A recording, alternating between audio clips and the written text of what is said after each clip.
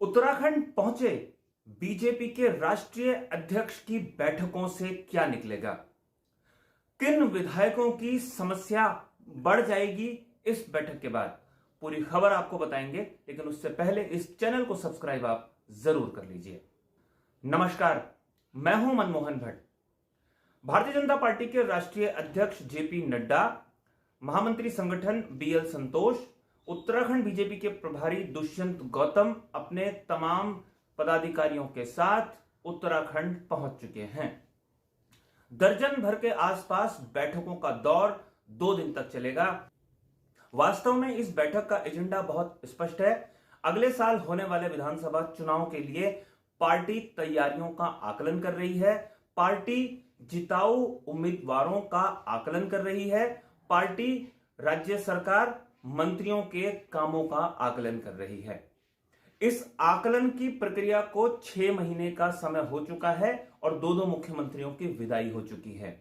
अब बारी विधायकों की आई है। विधायक भी ये बात बहुत बेहतर तरीके से जानते हैं कि पिछले 4 वर्षों के अपने कार्यकाल में उन्होंने अपने क्षेत्र में क्या क्या काम किए हैं। अगर उन विधायकों को अपनी गलतियों का अंदाजा नहीं है तो राष्ट्रीय अध्यक्ष और महामंत्री संगठन बीएल संतोष उन विधायकों को उनकी गलती का एहसास या उनकी कमियों को बताने जा रहे हैं। पार्टी कई स्तर से फीडबैक ले रही है, चाहे वो सरकार का हो, चाहे मंत्रियों का हो और चाहे वो विधायकों का हो।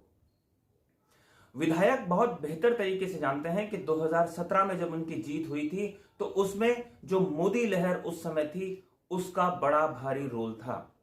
कई विधायक इस बार भी इसी उम्मीद में थे कि मोदी साहब आएंगे और उनको चुनाव जितवा जाएंगे, लेकिन पार्टी इस बार पहले ही सतर्क हो गई है और उन्हें मालूम है कि जो लहर 2017 में थी वो इस बार थोड़ी सी मुश्किल है।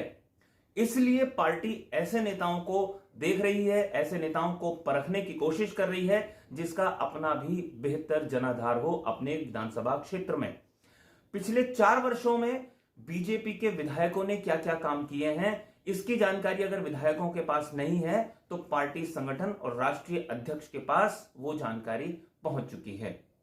इसीलिए विधायकों की चिंता बढ़ गई है। अब यह देखना होगा कि ये जो हाई प्रोफाइल बैठकों का दौर शुरू होता है उस बैठक से क्या निकल कर आता है, कौन कौन वो विधायक हैं जिनका नाम उस श्रेणी में जाएगा जिनकी परफॉर्मेंस सबसे ज्यादा खराब है, और कौन कौन से वो नेता हैं जिनका नाम उभर कर आएगा और जिन पर पार्टी भविष्य में दाव लगा सकती है।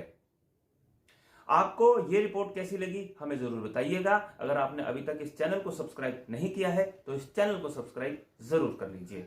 अगर आप इस रिपोर्ट से सहमत हैं, आपको ये रिपोर्ट पसंद आई तो इसे लाइक कीजिए, इसे शेयर कीजिए। अगली रिपोर्ट में आपसे एक बार फिर मुलाकात होगी। तब तक के लिए नमस्कार।